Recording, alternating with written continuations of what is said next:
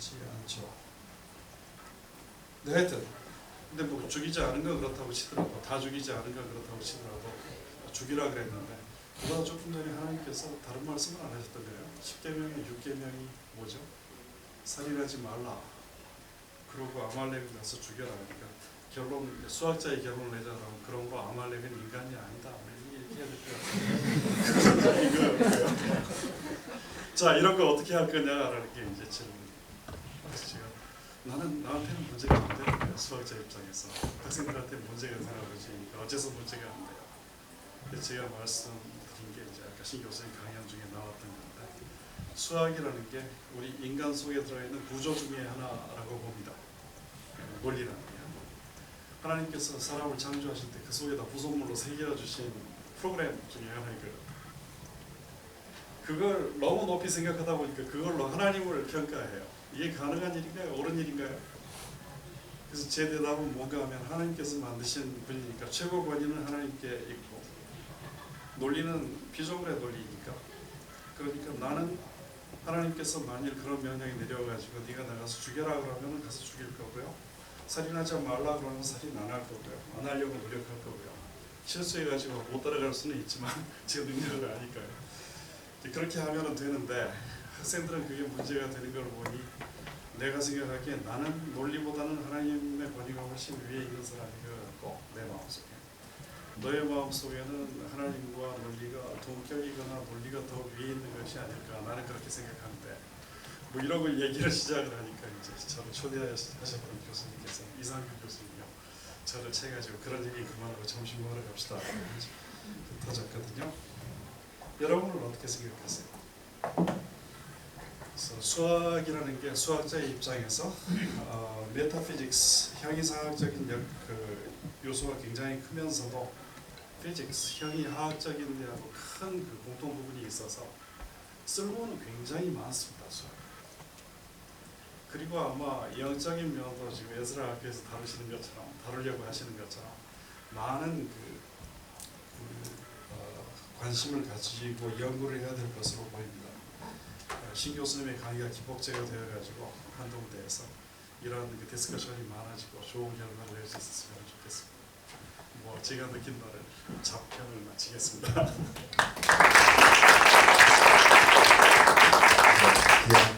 귀한 감사합니다.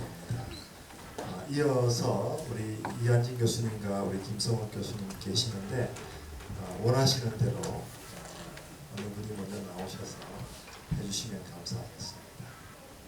예, 우리 김성욱 교수님 나오셔서 발표 주실 텐데, 우리 김성욱 교수님은 방금 말씀하신 우리 김 교수님과 부부 사이세요. 두 분 다 수학을 공부하셨고 결혼하셔서 지금 두 분 다 수학 교수님으로 포스텍과 한동에서 또 가르치고 계시고, 또 두 분 다 아주 신실한 또 크리스찬이십니다. 나오실 때 큰 박수로 환영해 주시면 감사합니다.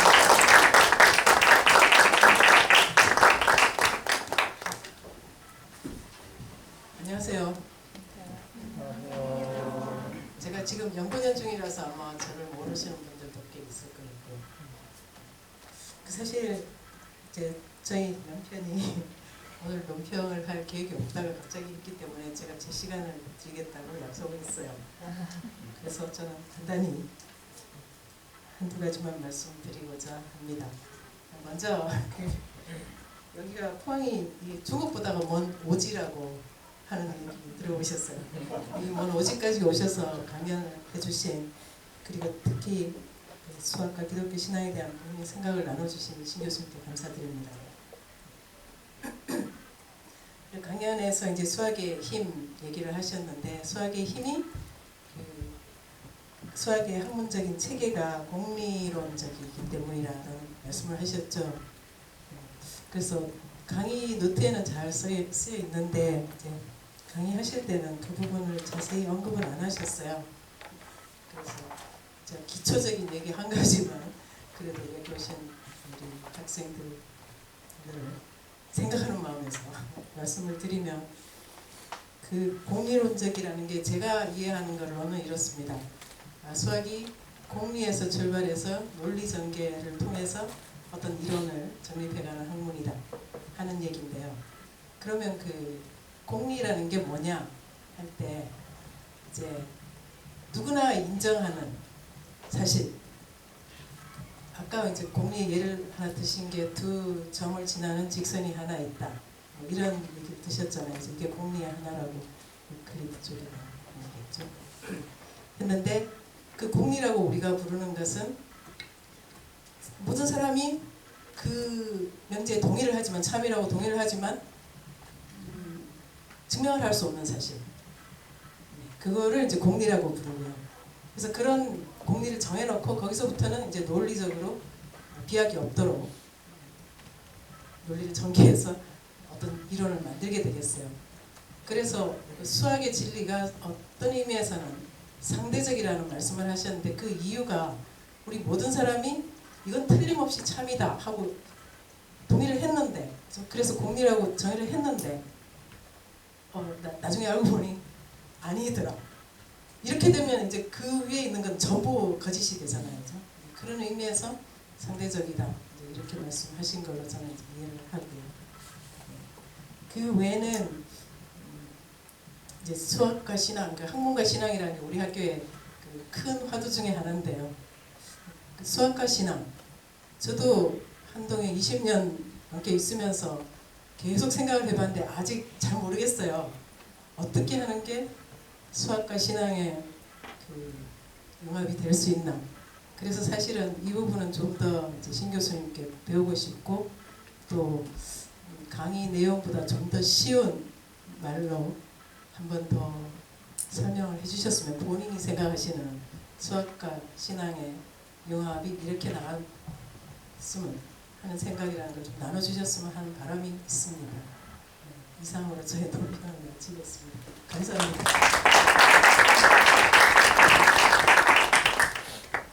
네, 감사합니다. 연구년 중이신데도 불구하고 제가 논평을 부탁드렸을 때 아주 기꺼이 또 시간도 내주셔서 감사드립니다. 이제 마지막으로 우리 또 JLS학부의 학부장님이시기도 한 우리 이한진 교수님 나오셔서 논평을 해주시겠습니다. 우리 박수로 환영하겠습니다.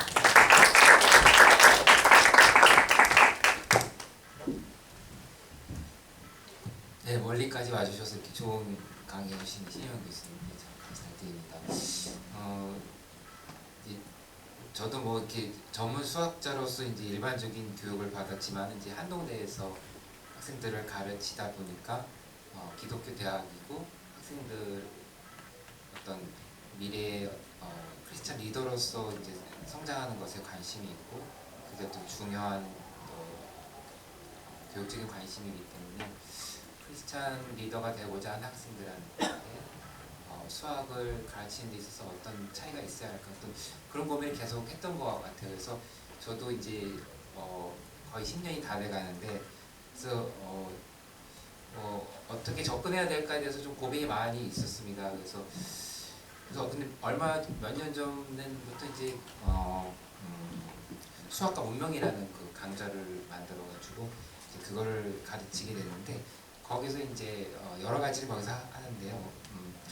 그러다 이제 그 어떤 그 수학에 대해서 어떤 기독학자들이나 기독 철학자들이 질문한 어떤 그런 것들에 대해서 이제 학생들과 같이 읽고 공부하면서 학생들이 굉장히 이제 관심도 갖고 그리고 좋아하더라고요. 그래서 저도 같이 배우게 되고 그러면서 점점 더 이제 관심을 갖게 됐습니다. 그렇지만 여전히 학생들하고 어떻게 그걸 공유하고 같이 고민해 볼까 그 문제는 이제 쉽지 않은 문제였는데 우리 신 교수님께서는 이제 기독 초등학교, 중고등학교 훨씬 더 넓은 영역이죠. 거기서 이제 어떻게 그 기독교적인 관점에서 학생들한테 수학을 같이 얘기하고 공부할 수 있을까 그런 고민으로 굉장히 실험하시고 이제 그 결과로서 이제 교육 과정도 이제 고등학교에서 만드셨는데 이제 좀 더 진일보하셨고 저도 많은 부분을 좀 교수님께 좀 아이디어를 얻어야 될 것 같은 마음이 듭니다. 사실 교수님께서 이제 무한 얘기를 해주셨는데 상당히 저는 그게 좋은 주제라고 봅니다. 저도 이렇게 들으면서 다음 학기 그 수학과 문명 강의할 때 저도 무한이라는 주제를 갖고 이렇게 좀 얘기를 풀어보면은 재밌겠다라는 생각을 했는데요. 그게 이제 수학적인 무한이 있고 또 철학적인 무한이 있고 또 신학적인 무한이 있는데 무한이라는 주제를 얘기하다 보면은 수학, 철학, 신학이 다 같이 만나잖아요. 그러다 보면 이제 같이 얘기하다 보면은 수학 얘기를 하다 보면 어느새 신학적인 얘기를 하게 되고 하나님의 속성이 무한인데 그 무한이 이 수학적인 무한하고 무슨 관계가 어떤 관계 어떻게 다른 것일까지 그런 얘기를 자연스럽게 하게 될 것 같아요. 그래서 수학과 어떤 신앙이라는 게 그런 점에서는 그렇게 멀리 떨어져 있는 게 아니라 조금만 우리가 이야기하다 보면은 자연스럽게 연결될 수 있는 것이 아닌가 그런 생각이 듭니다. 그래서 제가 이제 그 교수님 강의에 대해서 뭐 잠깐 논평을 짧게 쓰긴 했습니다만은 저도 이제 비슷한 고민을 썼습니다. 그러니까 기독교 학교에서 한동대학교도 이제 기독 학교인데 이제 기독교적인 관점에서 이제 수학을 가르쳐야 할 때 이제 고민해야 할 부분이 무엇인가. 그래서 아마 저는 좀 기본적인 질문들을 좀 했습니다. 그러니까 학생들이 기본적으로 그 질문을 먼저 하는 것 같아요. 그러니까 지성인인데 지성인으로서 필요한 것들이 여러 가지가 있는데 기독 지성인으로서 내가 수학을 배워야 된다. 왜 배워야 할까? 일반적인 대답은 이제 기능적인 거죠. 그러니까 어떤 내가 엔지니어가 될 거면은 엔지니어로서 수학이 필요하니까 어떤 도구로서. 근데 그런 것이 아니라 그런 차원이 아니라 특별히 기독 지성인이라면은 하나님의 창조 세계를 이해하고 또 어떤 그 창조 세계의 청지기로서 지성을 사용해서 그 청지기로서 역할을 잘 감당할 수 있어야 되는데 그런 부분과 관계에서 어떤 수학을 배우는데 어떤 목적이 있어야 되는 것이 아닌가 이제 그런 질문을 해볼 수가 있습니다. 근데 이제 놀라운 거는 이제 그 수학이라는 거는 어떻게 보면 질서에 관한 거고, 그러니까 수학이 어디서부터 왔는가에 대해서 사실 그 조금 서로 다른 입장이 있습니다. 그러니까 우리가 보통 이제 플라톤주의라고 얘기하는 사람들은 그러니까 그거는 이제 그거 선험적인 거다. 그러니까 내재되어 있는 거다. 그러니까 어떤 초월적으로 어떤 그런 수학적인 존재가 있고 우리가 그거를 이렇게 발견해 나가는 거다라는 주장하는 사람이 있고 그렇지 않다. 우리가 우리의 살면서 경험하면서 우리가 관찰한 거로부터 수학적인 개념을 만들어낸다고 주장하는 사람들이 있지만 기본적으로 어떤 그 창조 세계를 보면 질서라는 것이 있고, 근데 그 질서를 잘 이해할 수 있는 도구가 수학이기 때문에 수학을 우리가 잘 배우게 된다면은 하나님의 창조 세계를 이해하는데 큰 유익이 있지 않을까. 그것이 어떻게 보면은 기독학교에서 수학을 어떻게 공부하고 가르쳐야 할까에 대한 어떤 일단의 어떤 하나의 출발점이 아닌가 이제 그런 생각이 듭니다. 그렇지만 절대적인 것은 아닙니다. 어떤 그런 고민을 해보면서 이제 드는 생각이고요. 그다음에 또 한 가지를 이제 말씀드리고 싶은 것은 이제 우리 교수님께서 이제 아름다움 얘기를 하셨는데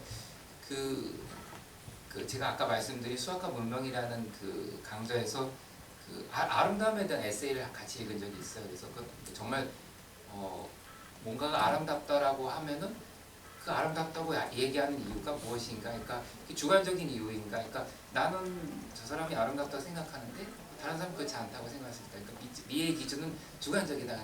그렇지 않다.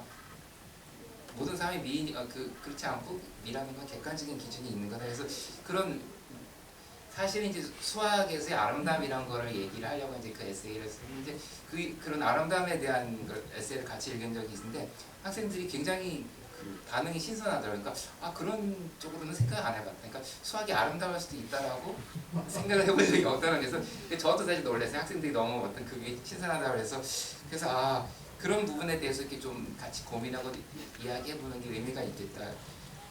그래서 어떤 수학적 아름다움이라는 건 이제 그러니까 음악의 아름다움, 문학의 아름다움하고 어떻게 다른 것인가. 교수님께서 이제 아까 보여주신 교과서의 그 순서에도 보면 이제 음악이라든가 수학의 그러니까 미라는 거에 대해서 얘기를 많이 하셨는데 아까 말씀드린 어떤 창조의 세계를 이해한다는 부분하고 어떤 연관이 있는 것 같습니다. 그래서 상당히 어떤 깊은 주제이고 그런 주제들에 대해서 이제 기회가 된다면 이제 좀 더 학생들 저희들은 좀 더 탐구해 나갈 수 있으면 좋겠다는 생각입니다. 네, 여기까지입니다.